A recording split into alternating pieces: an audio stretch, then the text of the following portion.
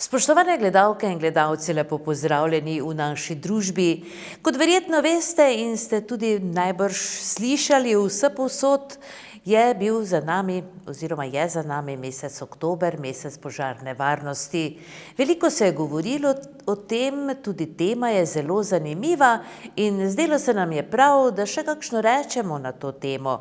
Vsekakor pa gre za ozaveščanje naših občanov, naših državljanov, kako naj bodo previdnejši v vsakdanjem življenju in tudi Bog ne daj v primeru potresa in nesreč, takšnih in podobnih.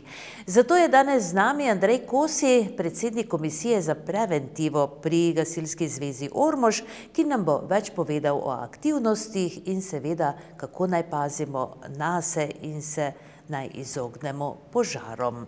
Gospod Andrej, lepo pozdravljeni v naši družbi. Lep pozdrav in hvala za povabilo. Kako dolgo pa ste, torej predsednik Komisije za preventivo pri Gasilski zvezi? Predsednik Komisije za preventivo sem zdaj 3 leta, torej to zadnji mandat. Prejšnji mandat pa sem bil član te komisije. Seveda je treba tudi povedati, da ste predsednik prostovoljnega gasilskega društva Senežci. Kako se usklajujete te dve nalogi? Ja, takole, zdaj, ko neko dejavnost upravljaš z srcem in upravljaš z veseljem in seveda ne rabiš neke večje energije ali karkoli težav, da ne bi to uskladil. Tako da dejansko obe funkciji upravljam nemoteno, plus tega sem še tudi predsednik Komisije za delo z mladino na Gasilski zvezi, ampak kot gasilec delaš to srcem, veseljem in nič ni težko in to z veseljem tudi upravljam. No, seveda vas želimo tudi v tej smeri malo predstaviti, preden torej preideva na aktualno temo minulega meseca. Kdaj ste pa postali gasilec? Gasilec sem postal pred 31 leti, torej leta 1990, tako da sem lansko leto dopolnil 30 let. Za gasilstvo me navdušil moj dedek, ki je bil tudi zelo požrtvovalen gasilec in kot pač mladenič me je gasilstvo veselilo in me je vpisal in takrat tudi z veseljem to funkcijo oziroma to dejavnost tudi opravljam. Doma ste najbrž torej v Senežcih, ne, glede na to, da ste aktivni v tistem gasilskem društvu. Kaj pa pravzaprav prinaša eno gasilsko društvo v en sam kraj? Vemo, da je gasilsko društvo nosilec tudi vseh drugih dejavnosti v kraju, ne samo tiste osnove oziroma osnovnega poslanstva. Ja, zdaj gasilsko društvo ne pomeni samo neko varnost, ki jo gasilci pač nudimo, vseeno, da smo pač tam ljudje, za katere se lahko vaščani zanesejo, da v primeru potrebe po intervenciji, torej v primeru požara ali naravnih drugih nesreč, smo ljudje, ki 24 ur na dan, 365 dni na leto skrbimo za to, da priskočimo na pomoč. Ima pa tudi drugi vpliv, družbeni pomen v naselju oziroma v vasi, kjer pač društvo deluje, kajti vseeno pomeni neko druženje, neki prijateljski odnos, tudi nenazadnje v Senežci organiziramo vsako leto v poletni meseci veselico. Žal letos in lansko leto zaradi že znanih razmer je to odpadlo, ampak čeprav je veliko truda to vloženo, je tisti večer v vasi veselje, ljudje se družijo in to je zelo veliki pomen. Tudi gasilci nenazadnje ljudje, ki smo, nekako tudi navezujemo prijateljske stike, sodelujemo pri tudi drugih aktivnosti, družabnih, tudi o praznikih in tako naprej, pomagamo in to ima zelo velik pomen v družbenem življenju v naselju oziroma območju, kjer društvo deluje. Se vi spomnite še tistih gasilskih tombol oziroma ste verjetno toliko mlajši človek, ne? V vašem času verjetno več ni bilo tistih velikih doživetih tombolskih. Sicer, koliko se jaz spomnim, v Senežci nismo organizirali, spomnim se Hardeške. Ja, se spomnim, ne, bile so lepe nagrade in tako naprej. Žal, pač so včasih to prinesli, da to več ne moramo organizirati. Vsekakor pa v Veselici organiziramo srečolov, kajti to je en prihodek, katerim pač pokrivamo stroške veselic, pa tudi pač en del, ena sporednost k tej veselici, da še to nekako se ohranja ta del te prireditve. No, značilno za prostovoljno gasilsko društvo Senežci pa je tudi humanitarstvo oziroma humanitarne dejavnosti, ne? Se kar vključujete.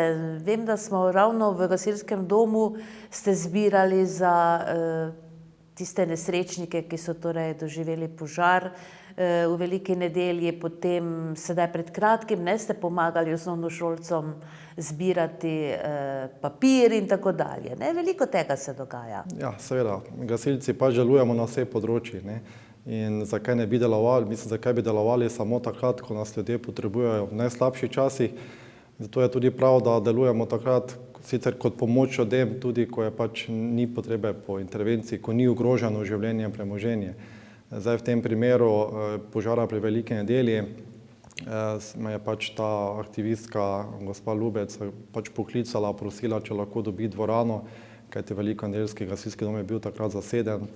In seveda, z veseljem sem preskočil na pomoč, tudi aktivno sem se vključili, vsi člani pomagali pri prevozu, klicali in tako naprej. In nekako zelo lahko mi je bilo potem pri srcu, ko sem videl, da so bili ljudje, prebivalci zadovoljni oziroma pomoči potrebni, zadovoljni s to pomočjo. Seveda, zadnji čas smo priskočili tudi na pomoč na prošnjo ravnatelja Osnovne šole Velika nedelja, da pomagamo otrokom pri zbiranju papirja. In seveda smo se takoj vključili, ponudili prevoz, po vaseh zbirali papir.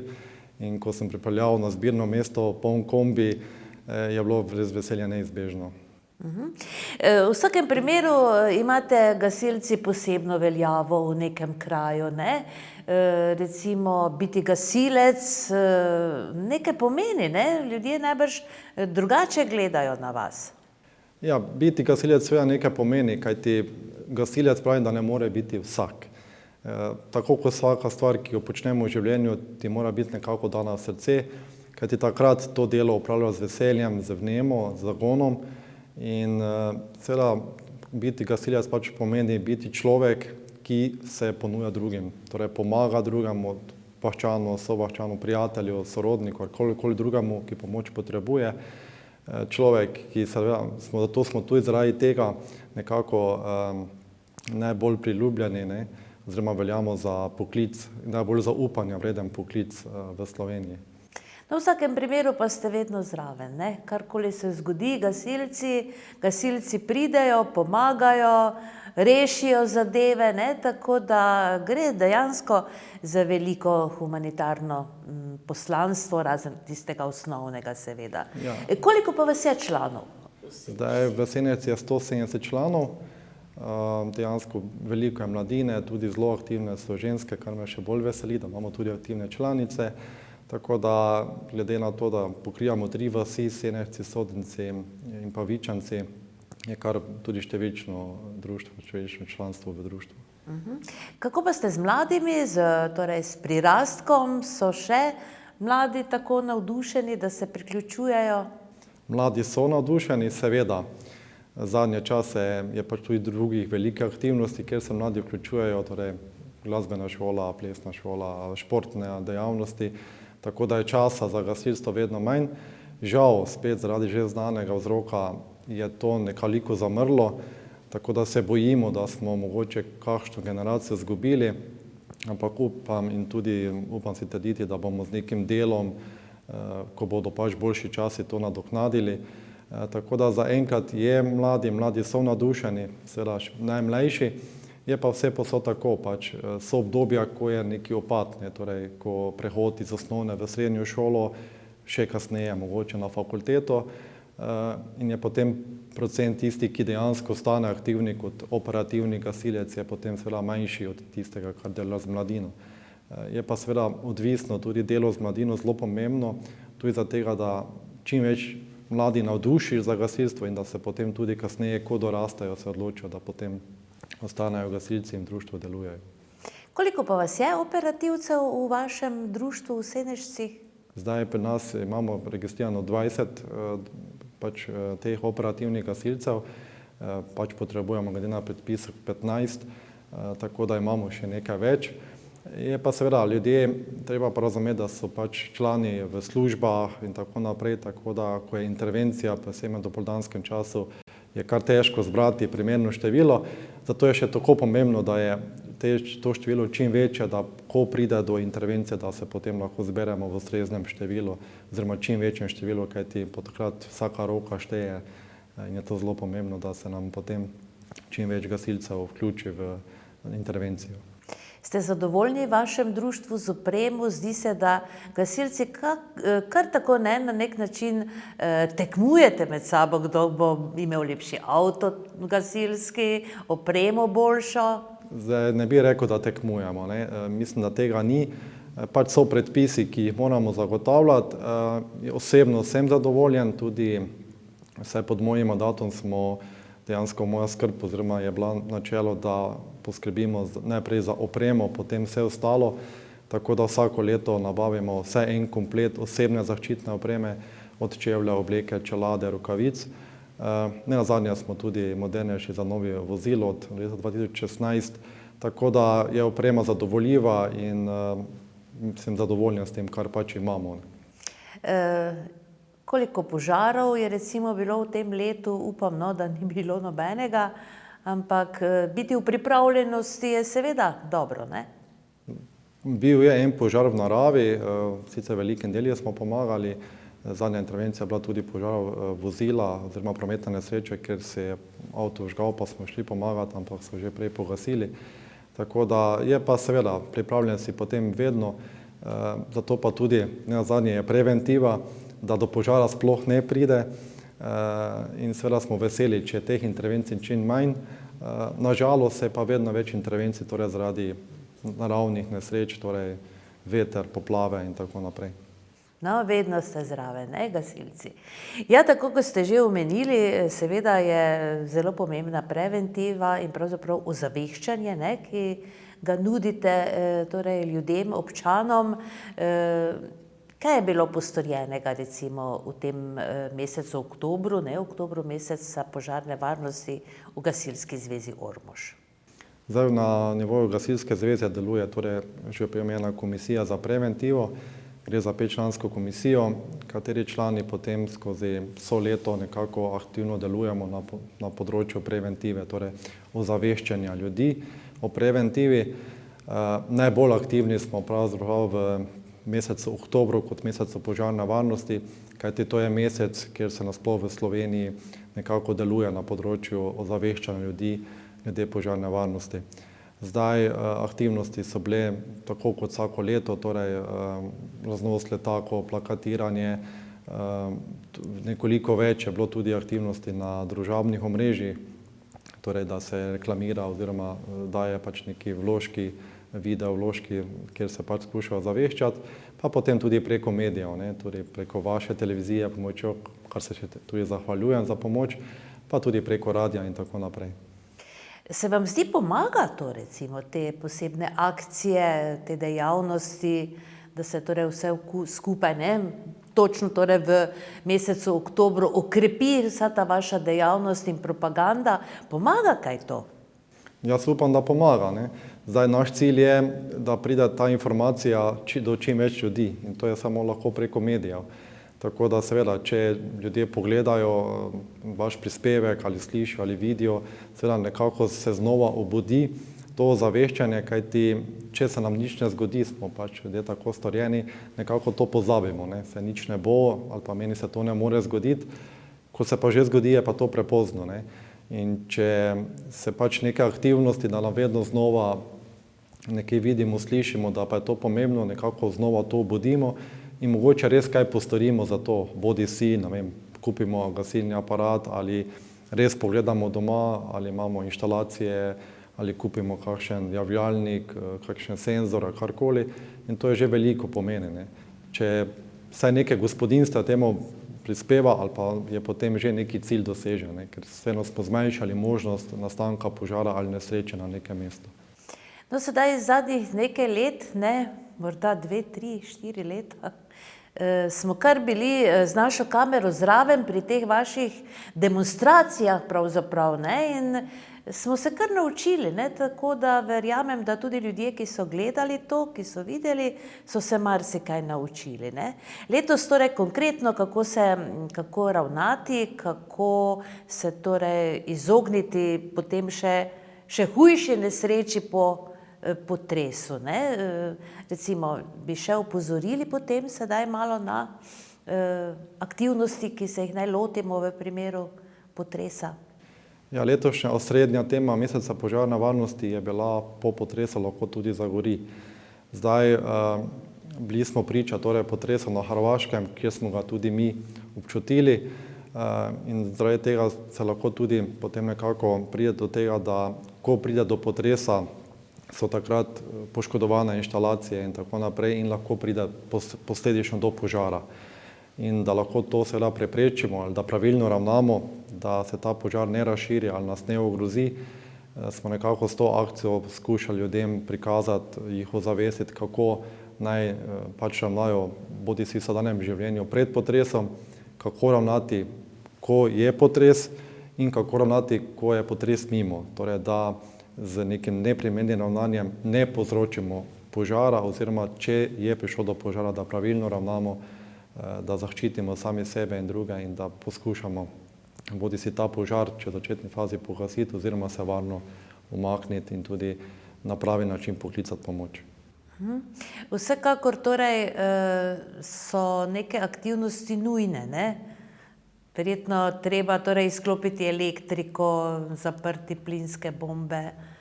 Ja, zdaj v vsakdanjem življenju, mogoče tudi oktobru vsako leto, če ne pač pogosteje, je prav, da se pač vseeno malo pogledamo, kako je stanje v naših objektih. Mogoče se malo pogovorimo z otroci, najmlajših podučimo, kako naj ravnajo v primeru nesreče, ne samo potresa. Pozornost damo tudi mogoče manj gibnim ljudem, slepim, oglušnim in tako naprej, invalidom.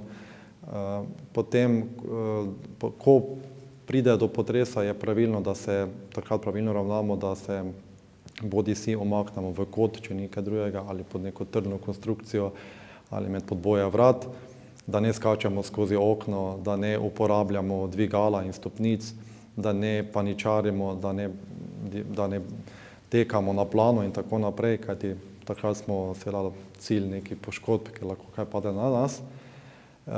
In ko je potres mimo, je seveda praviloma, da potem ne kličemo 112, ker so takrat linije motene, ampak da pač poskušamo počakati na pomoč. Zdaj, če imamo mobilni telefon, pa nam deluje, da pošljemo SMS, da trkamo po konstrukciji, mogoče tudi kličemo na pomoč, če smo nekje negibni. Ali pa, če pač lahko pomagamo, da smo se pač vse tistih nevarnosti izognili, da ne povzročimo požara z nekim netlivom, da ne prižigamo ognja, skušamo potem takoj izmakniti iz vtičnice delujoče naprave ali sklopiti avtomat, varovalke. Potem, če je plin, da zapremo ventil, plinski ventil ali plinsko jeklenko in tako pač preprečimo neki požar. Če pa je že prišlo do požara, pa poskušamo se umakniti na varno oziroma, če imamo v bližini aparat, poskušamo pogasiti ta požar ali s kakimi drugimi sredstvi, bodisi z deko ali nekaj, če je pač ta požar manjše razsežnosti, da pač res potem skušamo do prihoda gasilcev, ki so takrat posebnosti tudi zelo zasedeni, nekako se rešiti in vsem svoje življenje in potem tudi premoženje, ki je pač še kaj ostalo. Komisija za preventivo seveda je aktivna vse leto, ne samo v oktobru, kot ste povedali. Verjetno je sedaj zaradi korone in vseh teh ukrepov nekoliko manj aktivnosti, sicer pa kar veliko sodelujete tudi s šolami najbrž. Se že vzgaja v smislu preventive tudi mlajše? Ja, zdaj šole tako izvajajo vsako leto to vajo evakuacije, drugače pa se poskuša preko z raznimi drugimi akcijami, torej obiski, bodisi da pridejo šole ali vrtcev, gasilski dom, ali pa z obiski pri njih, da se pač pokaže oprema, delovanje gasilcev, na nek način potem tudi ozaveščanje glede preventive, da potem že pri otrocih nekako damo to zavest pomembnosti preventive, pomembnosti skrbi za lastno življenje in bivalno okolje, tako da je to zelo pomembno in se tudi temu tudi aktivno vključujemo. Kako pa se sicer izobražujete, gasilci? Kolikokrat recimo mesečno, tedensko, domnevam torej, da imate neke sestanke, Kako to poteka pravzaprav? Ja, Aktivnost znotraj društva, recimo. Ja, društvo ponavadi izvaja vaje, ne. Pa zdaj, kako so vaje pogoste, odvisno od dejavnosti, ki ima društvo. Vseeno pač na nivoju Gasilske zveze se vsaj mesec požarne varnosti organizira ena taka splošna vaja, potem tudi sektorske vaje se organizirajo, znotraj Gasilske zveze so torej 3 sektorji. Drugače se pa gasilci izobražujemo preko tečajev, ki se bolj ali manj organizirajo v tem zimskem času, ko je več časa za te dejavnosti, tako da se potem, to so pač tečaji za določene specialnosti, ne, torej nosilca dihalnega aparata, tudi preventivca, bolničarja in tako naprej, in pa tudi izobraževanje potem glede stopnje čina, ki ga potem pridobiš, ne. To so potem ta izobraževanja, seveda usposabljanje pa preko vaj. Oprema je seveda zelo moderna, ne, je verjetno treba kar veliko znanja, ne, da se s tem rokuje. Seveda, zato je pač potrebno, da ko se oprema nabavi, da se gasilce seznani s to opremo, kako se deluje, in da potem seveda vedno znova so vaje, da se s to opremo rokuje, da če že prije do potrebe, da ko ta opremo potem potrebujemo, da se potem pravilno uporablja. Koliko let pa ste vi v operativi? No, torej v operativi sem več kot 20 let dejaven, tako da imam za sabo sicer že kar nekaj intervencij, čeprav na srečo smo društvo prve kategorije, ker nimamo toliko intervencij kot društva večjih kategorij, ampak vseeno tudi na teh intervencijah dobiš nekaj izkušnje, spoznanja, ki ti je zelo dobrodošlo tudi v naprej delovanje naprej. No pa morda, če ste pripravljeni z nami deliti kakšno svojo to zgodbo, izkušnjo recimo, ko vas ta vaš pager, ne, prebudi, ja, pozivnik, torej nekje sredi noči zbudi, skočite potem, kakšni so to občutki? Verjetno je kar nekaj adrenalina tudi zraven, ne? Ja, ko se zasliši glasna pomoč, torej ko pozivnik ali pač preko telefonov, kot imamo sedaj, seveda je adrenalin, ne. In takrat seveda poskočiš, zdaj doma že vedo, da se že vse pripravlja, da čim prej pač greš na intervencijo. Seveda pa je tudi pri teh zadevah potrebno uporabljati zdravo pamet, da se na poti do gasilskega doma ne poškoduješ, čeprav vemo, da potem vseeno bolj hitiš kot ponavadi, pa potem, da ohranjaš trezno glavo, razum, da potem praviloma deluješ, da ko prideš v gasilski dom, da se potem javiš, informiraš, kje je, da se vzameš vso opremo in potem tudi, da ta pot od gasilskega doma na mesto intervencije, čeprav je pač nekoliko hitrejša, da vseeno ni tako hitra, da dovolj varna, kajti vemo, da poškodba oziroma nesreča nikoli ne počiva, in je to zelo pomembno, da seveda pridemo živi in seveda zdravi na intervencijo tudi domov, da se vrnemo tudi takšnim domov, kot smo odšli. Ja, za izkušnje seveda so različne, vsekakor še vedno je ta požar pri Velikem deli, ko smo imeli intervencijo pri več kot minus 20 stopinj, ko ti zaledeni vsa oprema, obleka, ampak takrat te negativnih temperatur ne čutiš, ampak še vedno tebi pač neka vročina, ker ti pač vseeno pri tebi je ogenj in takrat ne razmišljaš o tem, ampak dejansko razmišljaš o tem, kako boš pomagal, kako bomo čim prej ta požar omejili in ga nazadnje tudi pogasili. No, laikom je seveda to zanimivo, ne? Predstavljam si torej, da je v gasilskem domu že vse na mestu, vse pripravljeno, torej da samo skočite v avto in torej se odpeljete na intervencijo. Ja, pač oprema tako v avto, drugače pa osebna zaščitna oprema je seveda vedno na svojem mestu v omari in tako da vsakdo ve, kje jo ima, da ko pride, da ne razmišlja, kje zdaj iskati, ampak da vzame tisto, kar je na njegovem mestu, se obleče, odhiti v avtomobil, kajti pri intervenciji vsaka sekunda šteje, tako pri prometni nesreči še nekoliko bolj, pa tudi pri požaru, kajti požar se širi in ko se širi, je možnost pač omejitve in pogasitve požara seveda vedno manjša. Zdaj žal, sicer so nove stavbe nekoliko moderne, bolj požarno varne, žal je pa oprema, ki jo imamo v novejših domovih iz teh umetnih materialov, ki omogoča hitrejše širjenje požara.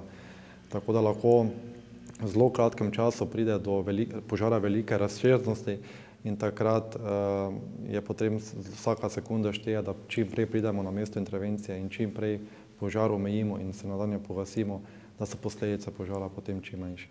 No, glede na to, da ste torej v preventivi aktivist, predsednik komisije, morda ne bo odveč, da morda še kakšno rečete na temo kurjenja, sedaj se bo začela tista prava zima, bomo kar fejs kurili najbrž, morda še kakšna opozorila, kakšni nasveti?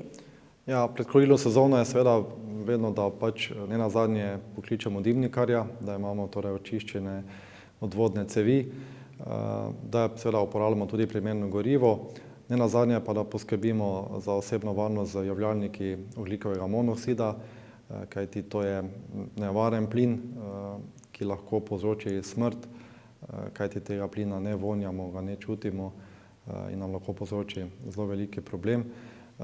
To je predvsem ta skrb, ki je potrebna, predvsem pa da tudi pogledamo svojo kurilno napravo, če vidimo, da je poškodovana, da namestimo z novi, če je možno, in da potem poskrbimo res, da je kurilna sezona čim bolj varna skozi to obdobje, zimsko obdobje. No, kar se tiče kurilne sezone in kurilnih naprav, so verjetno še standardne peči na drva najbolj nevarne, še vedno, ne? Nevarne, ja, se tudi plinska peč je lahko nevarna, ki lahko povzroči uhajanje ogljikovega monoksida. Zdaj novejši stavba se sicer ogrevamo s toplotnimi črpalkami, kjer ni te nevarnosti. Tam, kjer pa je, torej neka kurilna naprava, torej plinska peč ali peč na lesno biomaso, torej na drva, je pa seveda nevarnost, kjer lahko pride do nekega požara. Sicer bolj kot sama peč so bolj nevarnost, to je uhajanje ogljikovega monoksida, zato je to pomembno, da imamo bodisi kurilno napravo v primernem prostoru, bodisi da imamo torej javljalnik, ki nas pravočasno opozori, da nekaj ni v redu, predvsem pa da imamo ustrezno zračevanje, da zračimo, prezračujemo prostor in da poskrbimo za to, da res ne pride do teh nekih nevarnosti oziroma celo do najhujših možnih scenarijev, torej smrti. Kakšna pa je podpora vaše družine temu vašemu razdajanju torej? Ja, brez podpore družine sigurno ne bi šlo in zato bi se v tem primeru celo zahvalil družini, kajti pri svojem delu mi vedno stoji ob strani. Tudi moja žena je gasilka, tudi otroci so gasilci, tako da nekako smo gasilska družina, kajti in seveda menim, da brez podpore družine vsekakor ne bi šlo, kajti pri svojem delu se mi zdi, da najbolj trpi prav družina, kajti veliko so nekaj družinskih zadev, ki jih moramo vedno znova prilagajati dejavnosti v gasilstvu, predvsem pa tudi so velikokrat je družina brez moje prisotnosti, kajti opravljam drugo aktivnosti, dejavnosti v gasilstvu, ampak nekako se tega zavedamo in se dejansko mi res družina stoji ob strani. Ja, kaj pa bi se želeli recimo v prihodnosti, kar se tiče gasilstva? Kakšne imate načrte recimo? Zdaj načrti so odvisni od tistih možnosti, ki bodo takrat dane. Vsekakor si želimo najboljše, to je vsi. Zdaj v našem planu v Senečci imamo obnovitev gasilskega doma v prihodnje, kajti določeni deli so že dotrajani. Seveda še vedno skrb za opremo. V prihodnje si pa predvsem želim večje aktivnosti na področju delovanja z mladimi, kajti to je sigurno dejavnost, ki je potrebna za prihodnost gasilskih društev. Predvsem pa, da se res, da nekako kljub temu, da smo zdaj nekoliko delo zamrlo, da znova obudimo, da se vrnemo na stare tirnice in da bo tudi časa za delovanje v gasilstvu nekje, da najdemo vedno, da bomo ta čas še vedno nekje našli. Žal, ljudje imamo veliko drugih obveznosti, služba, delom doma, na kmetiji in tako naprej in je tega časa vedno manj, ampak jaz vedno pravim, da kjer je volja, tudi pot in da če imaš voljo, če hočeš nekaj narediti, potem tudi te minute, ta uro najdeš in tudi aktivno lahko pristopiš tej pomoči. No dejansko, kako pa pravzaprav usklajujete torej svojo službo z tem razdajanjem v gasilstvu? Je to, vam gre to dobro od rok? Ja, takole, seveda, če ne bi bilo možno, potem tudi teh aktivnosti ne bi bilo. Srečo sicer imam, da vsaj zadnje obdobje, da delam od doma, tako da sem lahko vedno bolj na razpolago. V prejšnjem času sem pa delal v Mariboru in če bila intervencija v tem času, seveda se nisem mogel udeležiti. Drugače pa seveda v popoldanskem času sem potem seveda to lahko opravljal.